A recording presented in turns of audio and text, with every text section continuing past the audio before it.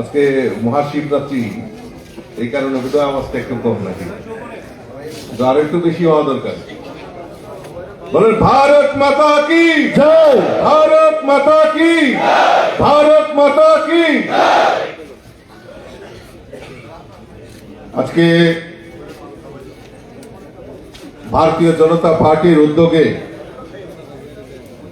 সমস্ত মন্ডল থেকে প্রতিনিধি, জেলা প্রতিনিধি, বিভিন্ন মোর্চা,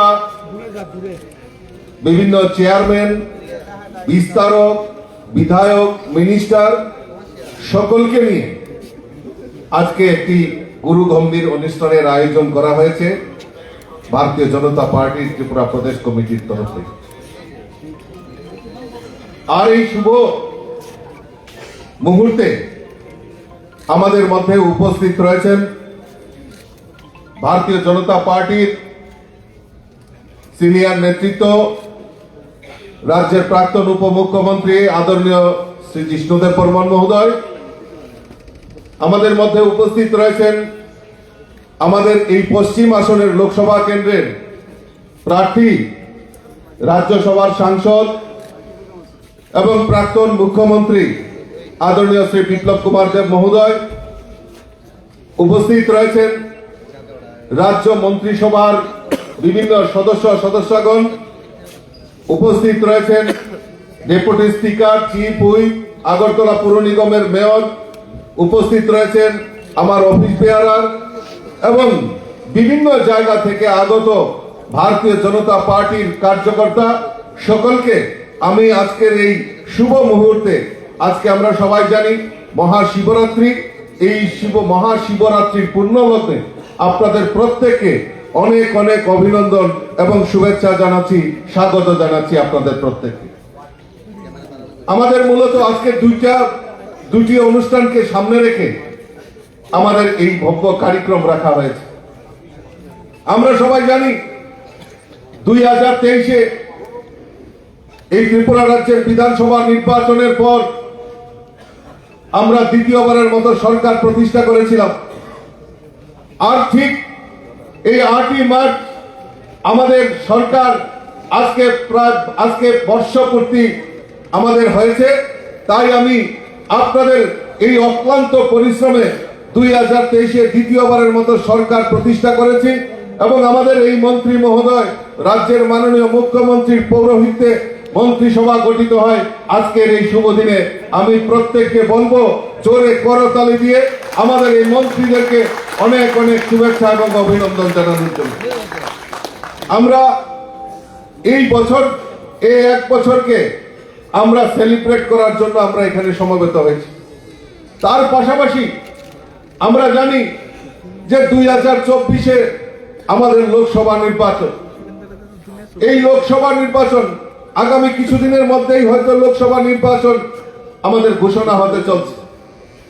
আমাদের যে মূল সংকল্প, আমাদের যে মূল উদ্দেশ্য, যে আবারও আমরা দেশের প্রধানমন্ত্রী হিসাবে নরেন্দ্র মোদীজিকে দেখতে চাই তৃতীয়বারের মতো, সেই সংকল্প নিয়ে ভারতীয় জনতা পার্টি কাজ করছে। আর আমাদের যে সংকল্প বিকশিত ভারত আর মোদী কি গ্যারান্টি, তাকে সামনে রেখে আমরা আজকে তার প্রচার অভিযান শুরুয়াত করতে চলছি।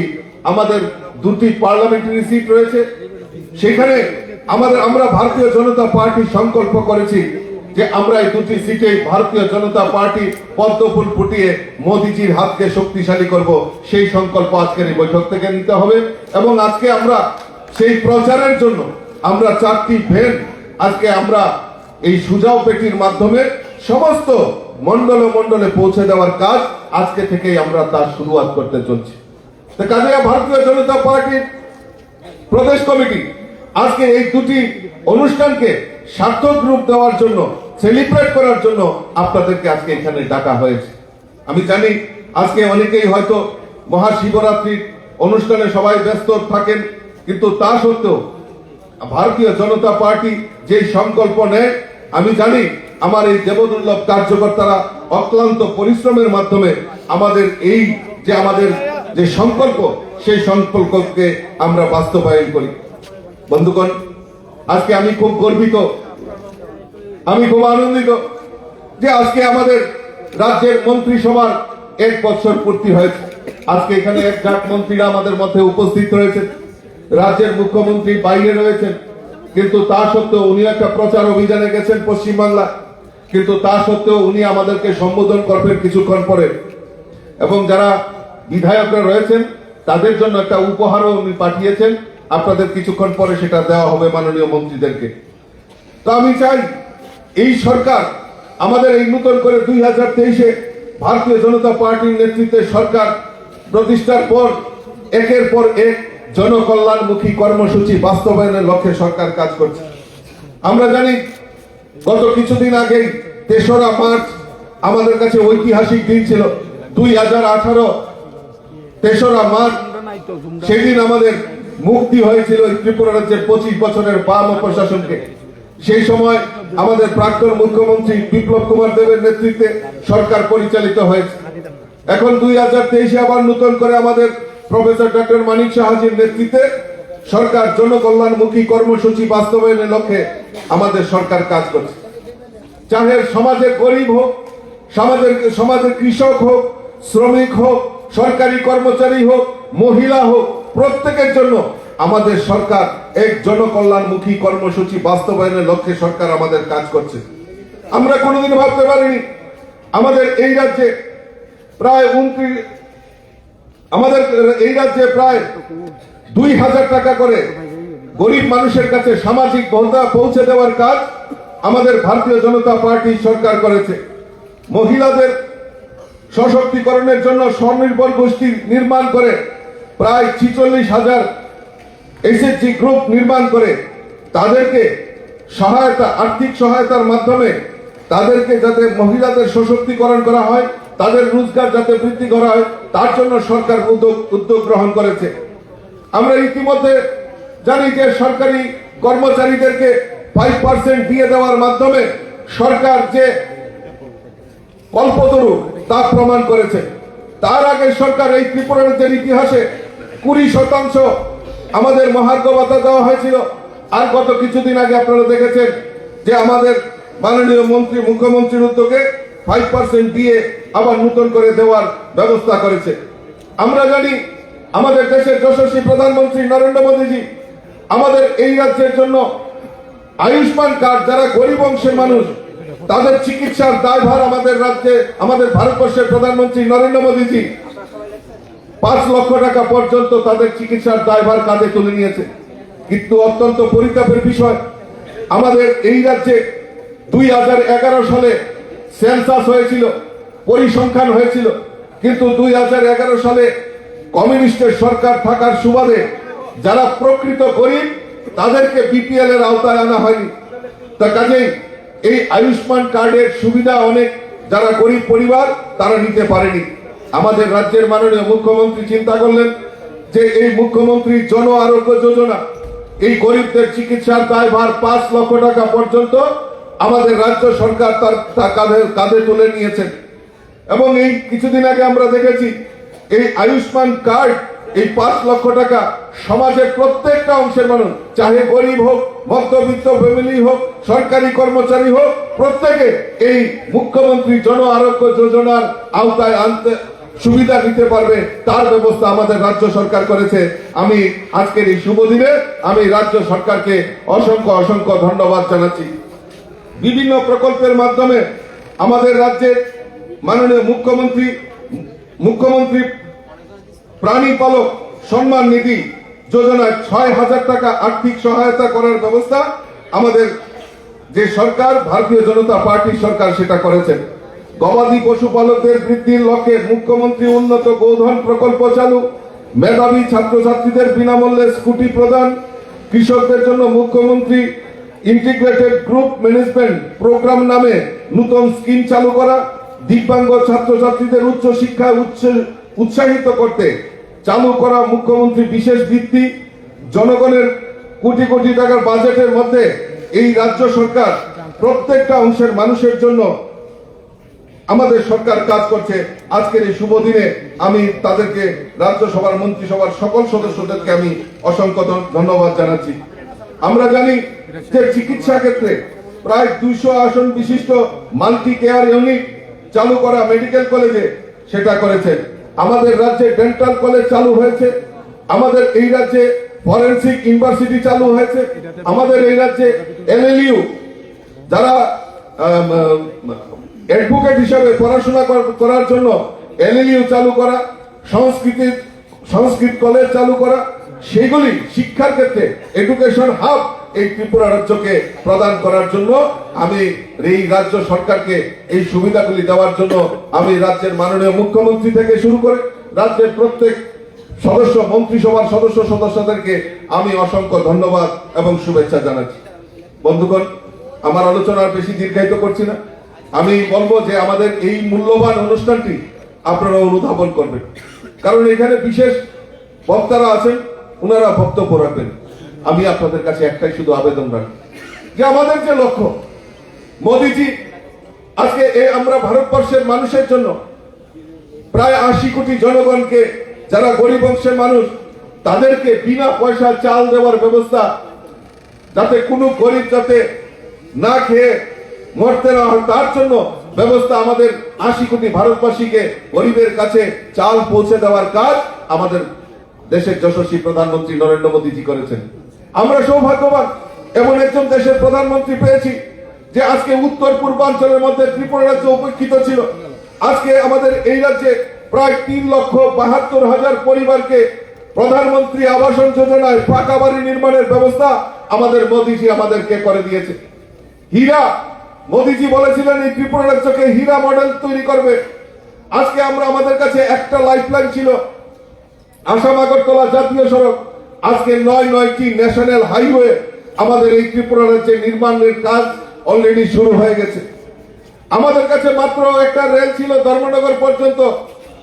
আজকে আমরা সৌভাগ্যবান, 2014 সালে মোদীজি দেশের প্রধানমন্ত্রী হওয়ার পর 2016 মাত্র 2 বছরের মাথায় আগরতলা নয়, সাবরুম পর্যন্ত রেলের কানেক্টিভিটি করে দিয়েছে। আমরা পরম সৌভাগ্যবান, আজকে এই আগরতলা স্টেশন থেকে প্রায় 18 থেকে 20টি ট্রেন আসা যাওয়া করছে। রাজধানীর মতো ট্রেন আমাদের এই পরিষেবা আগরতলা যে আমার বাদারঘাট যে রেল স্টেশন, সেখান থেকে চলাচল শুরু করেছে। একটু অপেক্ষা করুন। আমি দেখেছি ইদানিং কিছুদিন আগে লামডিং ডিআরএমের সঙ্গে কথা হচ্ছিল যে আমাদের ইলেকট্রিসিটি, আমাদের যে বিদ্যুতের সাহায্যে যে ট্রেন চলে তার কাজও প্রায় অধিকাংশ হয়ে গেছে। আর কিছুদিন পরেই হয়তো বন্দে ভারত এক্সপ্রেসের মতো যে সুপার ফাস্ট ট্রেন, সেটাও আমাদের এই ত্রিপুরাকে সংযুক্ত করবে। আমরা পরম সৌভাগ্যশালী। আমরা জানি ইতিমধ্যে আমাদের আগরতলা রেল স্টেশন থেকে আখাউড়া হয়ে বাংলাদেশ হয়ে কলকাতার সঙ্গে সরাসরি রেল যোগাযোগের ব্যবস্থা সেটা উদ্বোধন হয়ে গেছে। আমরা সৌভাগ্যবান যে আগামী পরশুদিন, না কত তারিখ, আগামীকালকে আরো একটা পালক আমাদের সঙ্গে সংযুক্ত হচ্ছে। সাবরুমে SEGF নির্মাণ হয়েছে। চট্টগ্রাম বিমানবন্দরে, চট্টগ্রাম যে জলবন্দর রয়েছে তার সঙ্গে সাবরুমের কানেক্টিভিটির রাস্তা আগামীকালকে মাননীয় প্রধানমন্ত্রী সেটা উৎসর্গ করতে চলছেন। আমাদের আগরতলা বিমানবন্দর ইন্টারন্যাশনাল এয়ারপোর্ট, উত্তর পূর্বাঞ্চলের সবচেয়ে সুন্দর সুদৃশ্য এয়ারপোর্ট যদি হয়ে থাকে আমাদের এই আগরতলা বিমানবন্দর, যা মহারাজা বীর বিক্রম কিশোর মানিকের নামে উৎসর্গ করা হয়েছে। আমরা পরম সৌভাগ্যবান। আজকে এই ইন্টারন্যাশনাল এয়ারপোর্ট থেকে আজকে প্রায় 17 থেকে 18টা বিমান প্রত্যেক দিন ওঠানামা করছে। ভারতবর্ষের বিভিন্ন প্রান্তের সঙ্গে আমাদের এই এয়ারপোর্ট, সেই বিমান যোগাযোগের ব্যবস্থা আমাদের দেশের প্রধানমন্ত্রী করে দিয়েছেন। বন্ধুগণ, তো কাজেই আমরা চাই এই বিকশিত সংকল্প নিয়ে ভারতবর্ষের দেশের প্রধানমন্ত্রী যেভাবে কাজ করছেন, আমরা চাই 2024-এ আবারও দেশের প্রধানমন্ত্রী কাকে চাই? আমরা কাকে চাই? কাকে চাই দেশের প্রধানমন্ত্রী? সেই সংকল্প নিয়ে আমাদের কাজ করতে হবে। কারণ এই বিকশিত ভারত, মোদীজির যে গ্যারান্টিরও গ্যারান্টি আমাদের দেশের যশস্বী প্রধানমন্ত্রী সেটা করে দেখিয়েছেন। তাই আমরাও সংকল্প নিয়েছি। আমি জানি যে 22 জানুয়ারির পর সমস্ত ভারতবাসী যে আবেগ, যে ত্রিপুরা রাজ্যের সঙ্গেও সারা ভারতবর্ষের মানুষের যে আবেগ তৈরি হয়েছে, 2000 আমরা জানি 2024 নরেন্দ্র মোদীজিকে রুকার মতো কেউ নেই, দেশের প্রধানমন্ত্রী হয়ে গেছে। আর আমরাও সংকল্প নিয়েছি, আমাদের এই ত্রিপুরা রাজ্যে 2টি লোকসভা আসন রয়েছে। ইতিমধ্যে আমাদের প্রার্থী, পশ্চিম ত্রিপুরার প্রার্থী ঘোষণা হয়ে গেছে, মাননীয় বিপ্লব দা আমাদের এই পশ্চিম আসনের প্রার্থী ঘোষণা হয়ে গেছে। আমরা চাই এই 2টি আসনে পদ্ম ফুল ফুটিয়ে আমরা মোদীজিকে উপহার হিসেবে দিতে চাই। সেই সংকল্প নিয়ে আজকের এই সভা থেকে আমাদের যেতে হবে। গত 17 এবং 18 ফেব্রুয়ারি আমাদের দিল্লিতে রাষ্ট্রীয় কনভেনশন হয়েছে। সেখানে দেশের যশস্বী প্রধানমন্ত্রী সেখানে নেতৃত্ব দিয়েছেন। আমাদের সর্বভারতীয় সভাপতি আদরণীয় জেপি নাড্ডাজি, সেখানে উনার পৌরোহিত্যে সেই কনভেনশন সেখানে সংগঠিত হয়। আর সেখানে বলা হয়েছে যে আমাদের 10% ভোট আমাদের বাড়াতে হবে। কিন্তু আমি আপনাদের কাছে বলতে চাই যে আমি সেখানে চ্যালেঞ্জ দিয়েছি। আমি বলেছি 10%, 20% সেটা বুঝি না। আমি চাই এই ত্রিপুরা রাজ্যে 3349টি বুথ রয়েছে। আমি সংকল্প করেছি যে 3349টি বুথে এবার পদ্ম ফুল ফুটিয়ে মোদীজির হাতকে শক্তিশালী করব, সেই সংকল্প আমরা নিয়েছি। এখন আপনাদের কাছে প্রশ্ন রাখতে পারে, দাদা এই হঠাৎ করে এই চ্যালেঞ্জ নেওয়ার কারণ কি, আপনি কিভাবে সেটা বাস্তবায়ন করবেন? কারণ আমার কাছে দৃঢ় সংকল্প রয়েছে। আমার কাছে রাজ্যে 45,000-এর উপর পৃষ্ঠা প্রমুখ রয়েছে, বুথ প্রেসিডেন্ট রয়েছে। আমার এই হলে এরকম দেবদুর্লভ কার্যকর্তারা রয়েছে, মিনিস্টাররা রয়েছেন, এত বড় বড় নেতৃত্ব রয়েছেন। তাদের উপর ভরসা করে আমিও কমিটমেন্ট করেছি যে প্রত্যেকটা বুথে মেরা বুথ সবচেয়ে মজবুত, সেই সংকল্প নিয়ে আমরা প্রত্যেকে কাজ করছি। আর আমরা নিশ্চয়ই আমাদের সেই লক্ষ্যে পৌঁছাবো। বন্ধুগণ, আমি আমার আলোচনার দীর্ঘায়িত না করে আমি সকলকে আবারও অনেক অনেক স্বাগত জানাচ্ছি, অভিনন্দন জানাচ্ছি, শুভেচ্ছা জানাচ্ছি। আজকের এই মহতী অনুষ্ঠানে আপনারা সাক্ষী রয়ে গেলেন। আর বিশেষ করে আজকে আমাদের কাছে গর্বের বিষয়, আনন্দের বিষয়, আমাদের এই মন্ত্রিসভার 1 বছর পূর্তি হচ্ছে। কাজে আবারও আমি আমার মন্ত্রিসভার সকল সদস্যদেরকে আমি অনেক অনেক শুভেচ্ছা, অভিনন্দন জানাচ্ছি। এবং আমাদের পার্টির তরফ থেকে আমরা ছোট্ট একটা গিফট আপনাদেরকে দেব, এবং আমাদের রাজ্যের মাননীয় মুখ্যমন্ত্রীও আপনাদের জন্য কিছু উপহারের ব্যবস্থা করেছেন। আমি আবারও সকলকে স্বাগত জানিয়ে, অভিনন্দন জানিয়ে, শুভেচ্ছা জানিয়ে আমার কথা বলা শেষ করছি। নমস্কার, জয় হিন্দ, বন্দে মাতরম, ভারত মাতা কি জয়।